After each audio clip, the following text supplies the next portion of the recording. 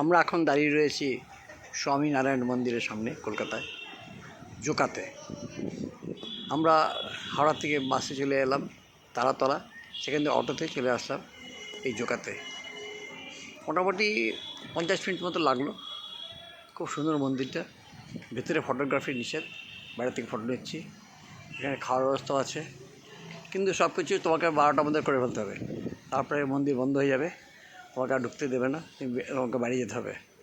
আবার বিকাল 4টার সময় খুলবে। মন্দির কমপ্লেক্স খুবই সুন্দর, খুব সুন্দর, কিন্তু সূর্যটা আমাদের এগেনস্টে আছে বলে ফটোগুলো ঠিক মতন আনতে পারছি না, কালো কালো হয়ে আসছে। তবুও বেশ ভালো লাগছে ফটোগুলো। রাজস্থানি স্টাইল, রাজস্থানে জয়পুর আমরা গিয়েছিলাম, জয়সলমীর গিয়েছিলাম।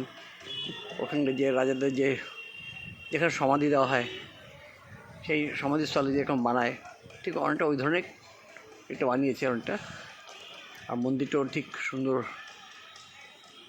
রাজস্থানী স্টাইলে বানিয়েছে, খুব সুন্দর। এই নিচে ফাউন্টেন, বিকালবেলা এখানে জলে ফাউন্টেন হয়। জয় স্বামীনারায়ণ।